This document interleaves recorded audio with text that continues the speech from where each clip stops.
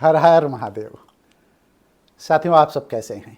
महादेव की कृपा आप सब पर बरसती रहे और आपका कल्याण हो, यही मेरी हमेशा से इच्छा रही है। सर्वे भवन्तु सुखिनः, सर्वे सन्तु निरामया, सर्वे भद्राणि पश्यन्तु मा कश्चित् दुःख भाग् भवेत्। सभी सुखी हों, सभी निरोगी हों, सभी शुभ ही शुभ देखें और किसी प्रकार का दुख और कष्ट ना हो। परमपिता परमेश्वर परमात्मा से ही मैं प्रार्थना करता हूँ।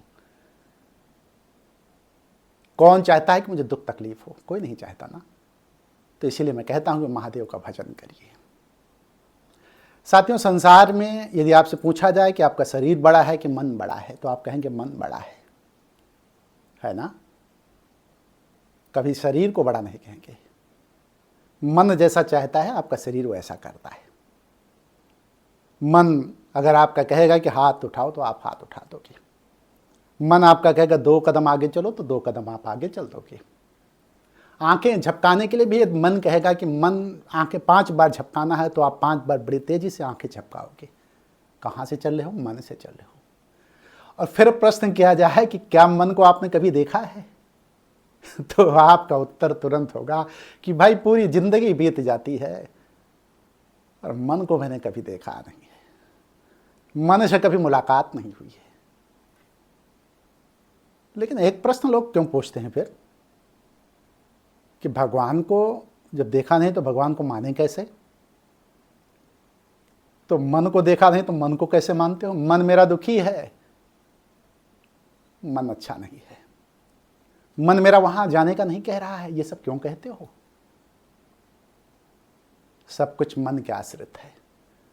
तुम्हारी इंद्रियां और तुम्हारा शरीर मन के अनुसार चलता है और ये पूरा जगत मन ही बनाता है। मनवय आपे जगत बना के ऊंच नीच तन पाया, मनवय सबको भरमाया, मनवय आया जाया।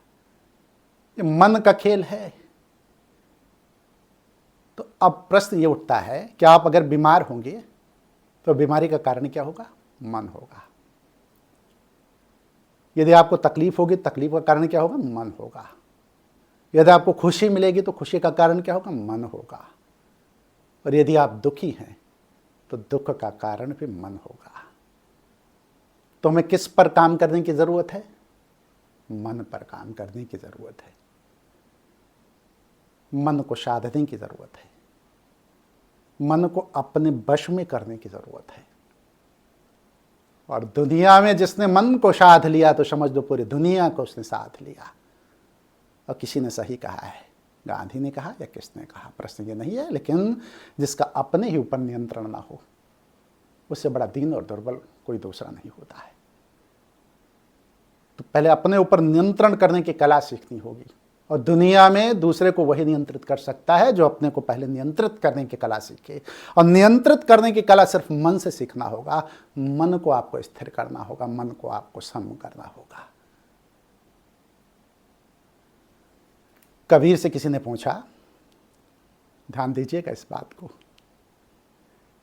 कि ये ज्ञान क्या है, ये ध्यान क्या है? तो उसको पूछा गया, कौन ध्यान है, कौन ज्ञान है, को है पारख बानी, और काहे लिए हम ज्ञान कूटत हैं, को है अंतर्यामी। तो कबीर ने उत्तर दिया उसका, मनय ध्यान है, मनय ज्ञान है, मनवय पारख बानी। और मनवय लिए हम ज्ञान कूटत, मोर मनवय अंतर्यामी। मतलब जब ये मन शुद्ध हो जाता है ना तो अंतर्यामी हो जाता है, कूटस्थ हो जाता है, सम हो जाता है, स्थिर हो जाता है, तेल धारावत हो जाता है, रुक जाता है, ठहर जाता है। और जब तक मन नहीं ठहरता ना तब तक आप भी नहीं ठहरते। गलत प्रवृत्तियों में आपको कौन लगाता है? मन लगाता है। सत प्रवृत्तियों में कौन आपको लगाता है? मन लगाता है। जब साधना करते हैं आप ना, भगवान का भजन करते हैं, भगवान का चिंतन करते हैं, महादेव की पूजा करते हैं, तो मन सधता है। वो आपको शुभ की तरफ ले जाता है, अच्छाई की तरफ ले जाता है। और जब आप नकारात्मक शक्तियों से ग्रसित होते हैं तो वो आपको बुराई की तरफ ले जाता है। तो ये मन जो है ना, ये आपको 4 जूते भी खिलवा देता है। कहीं कहीं जाते हैं, कोई भी जाता है जब, तो कहते नहीं भैया बड़ा पीटा गया है, बड़ा मारा गया है। तो क्यों मारा गया भाई, क्यों पीटा गया, 4 जूता क्यों खाया? इसलिए कि मन जो है गलत दिशा में ले जाके उसको पटक दिया और मन ने उसी को जूता खिलवा दिया। दूसरी तरफ जब मन परम पिता परमेश्वर परमात्मा की कृपा होती, महादेव की कृपा होती है, तो मन अच्छी दिशा में जाता है। तो जब आप जाओगे ना तो आपको फूल माला हार पहनाया जाएगा। क्यों? मन की दिशा सही है, मन सध गया है, मन स्थिर हो गया है। तो सारा खेल मन का है। इसलिए साथियों, आपसे मैं कहूँगा कि जब आपका मन न सध रहा हो तो उस समय आपको हर भजन करना चाहिए, महादेव का ध्यान करना चाहिए। हर वीडियो में बताता हूँ कि जब आपका मन नियंत्रित ना हो, भगे इधर उधर, और आप अस्थिर हों, चेतन शून्य होने की तरफ जा रहे हों, चेतना का उत्कर्ष ना हो पा रहा हो, चेतना घनीभूत ना हो पा रही हो, सामंजस्य वाह्य जगत का आंतरिक जगत का सामंजस्य ना हो पा रहा हो, तो उस समय आप मन को साधने के लिए हर हर महादेव, और उसके पहले महादेव महादेव हर हर महादेव कहें आप। हमसे हर वीडियो में पूछा जाता है, कमेंट में कहीं ना कहीं जो है, या हमसे प्रश्न लोग करते हैं तो पूछते हैं कि हर हर महादेव करने से कुछ हो जाएगा, महादेव महादेव करने से कुछ हो जाएगा। हाँ, हो जाएगा। इसलिए हो जाएगा कि आपका जो विचार है ना, विचार की श्रृंखला जो गलत दिशा में आपको ले जा रही है, वो गलत दिशा में नहीं ले जाएगी। आपका भ्रम टूट जाएगा, मन आपका स्थिर हो जाएगा, मन आपका शांत हो जाएगा, तो आपको हर हर महादेव की कृपा प्राप्त होगी। और महादेव जब कृपा बरसाते हैं ना तो बड़ा उद्धार होता है। लेकिन इस बात की शर्त है कि आपको लगातार प्रयास करते रहना पड़ेगा। आपको अपने कर्तव्य से, अपने कर्मों से अपने आप को बलीभूत कर, मतलब बहुत शक्तिशाली बनाना पड़ेगा, अपने को ताकतवर बनाना पड़ेगा, बलशाली बनाना पड़ेगा, तभी महादेव की कृपा होगी। चलना आपको है, कोई चलने नहीं आएगा। अगर आप इस भ्रम में हो कि महादेव मुझे चलाएंगे उठाएंगे बैठाएंगे, नहीं, महादेव नहीं चलाएंगे उठाएंगे बैठाएंगे, चलना आपको है। जब आप अपने विचारों को बदल देंगे तो उन विचारों की ताकत से जो है महादेव की ऊर्जा आपको प्राप्त होगी, और उस ऊर्जा से आप चलेंगे, दौड़ेंगे। वेदों में कहा गया है चरे बैद, चलते रहो चलते रहो। आखिर चलना ही तो हमारा जीवन है। सूरज चांद सितारे सब चल रहे हैं, ग्रह नक्षत्र तारे सब चल रहे हैं, पल प्रतिपल परिवर्तन हो रहा है, प्रतिक्षण परिवर्तन हो रहा है। कोई चीज ऐसी नहीं इस धरती पर, इस जगत में जो परिवर्तित ना हो रही हो। परिवर्तन ही, अगर अंतिम सत्य कोई पूछा जाएगा तो परिवर्तन ही सत्य है। आप कब बूढ़े हो जाते हो आपको नहीं पता चलता, कब जवान हो जाते हो आपको नहीं पता चलता, कब आपका विवाह हो जाता है, बच्चे हो जाते हैं, आपको नहीं पता चलता। धीमे धीमे परिवर्तन होते होते बीत जाता है, पता नहीं चलता। परिवर्तन रोज हो रहा है। आज जो आप हो वो कल नहीं रहोगे, कल जो आप हो परसों नहीं रहोगे। प्रति सेकंड प्रतिपल परिवर्तन हो रहा है, और परिवर्तन ही जगत का खेल है। प्रकृति परिवर्तित है, परिवर्तनशील ही उसका गुण है। तो आपको भी परिवर्तित होना पड़ेगा। आपके विचारों को भी, जो विचार आपके हैं ना, उनका भी परिवर्तन होना चाहिए।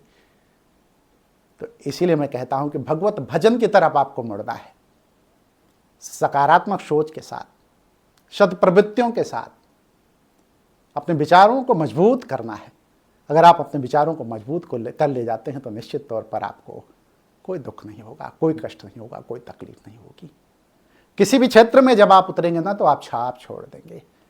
कहीं भी किसी भी क्षेत्र में जब आप जाएंगे ना तो आपकी जय जयकार होगी। और सफलता को तो पूछिए मत। सफलता आपके कदम चूमेगी। और ये तमाम लोगों ने इस प्रयोग को करके, इस तरीके के तमाम प्रयोगों को करने के बाद सफलता हासिल की है। देखिए, एक बात मैं बताऊं आपको, दुनिया में कोई चीज़ दो बार बनती है, ध्यान रखिएगा इस बात को। एक मानसिक और एक भौतिक।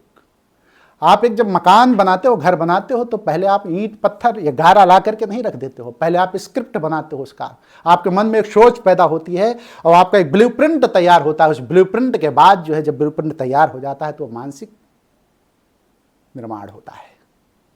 पहले मन में निर्माण होगा मकान का, कि कहाँ कमरा होगा, कहाँ किचन होगा, कहाँ बाथरूम होगा, किधर से निकलूंगा, मेन गेट कैसा होगा, खिड़कियाँ कैसी होंगी, किस स्थान पर क्या होगा। यह मानसिक निर्माण है। और इस मानसिक निर्माण के बाद भौतिक निर्माण होता है। फिर मैं एक प्रश्न आपसे पूछता हूं कि भौतिक निर्माण बड़ा है कि मानसिक निर्माण बड़ा है? तो मानसिक निर्माण बड़ा है। उस मानसिक निर्माण के बाद जो है भौतिक निर्माण होता है। सब चीज आपके अंदर है, मन आपके अंदर ही तो है। मानसिक निर्माण का मतलब मन के द्वारा निर्मित। तो जिस चीज को मन ने बनाया वही भौतिक रूप में प्रकट हुआ। जो विचार आपके मन में आते हैं वही भौतिक रूप से प्रकट होते हैं, इसके अलावा कुछ नहीं है। सकल पदार्थ है जग माही, कर्महीन नर पावत नहीं। सारे पदार्थ इस दुनिया में भरे पड़े हैं, लेकिन जो कर्महीन है वो पाते नहीं। तो जो मानसिक निर्माण है वही असली निर्माण है। आप निश्चित दावे के साथ मैं कहता हूं कि आप लगातार इस बात का रिपीटेशन करो, रिपीटेशन के साथ कर्म करते जाओ कि मुझे ये चीज प्राप्त करना है, प्राप्त करना है, प्राप्त करना है। निश्चित उस चीज को आप प्राप्त कर लोगे, भौतिक जगत में वो चीज प्रकट हो जाएगी। कोई भी दुनिया की ताकत ऐसी नहीं जो उसको रोक सके, लेकिन उसके लिए आपको मन में पहले स्क्रिप्ट बनाना होगा। तो मन का विचार ही भौतिक जगत में वस्तुओं के रूप में, पदार्थों के रूप में प्रकट होता है। और जिस दिन आपका मन प्रबल हो जाएगा, किसी वस्तु को आप खींच सकते हैं, ला सकते हैं। इसी को लॉ ऑफ अट्रैक्शन कहा गया है। यह आपके मन के द्वारा होता है। आपके विचार किसी भी वस्तु को पैदा करने की क्षमता रखते हैं।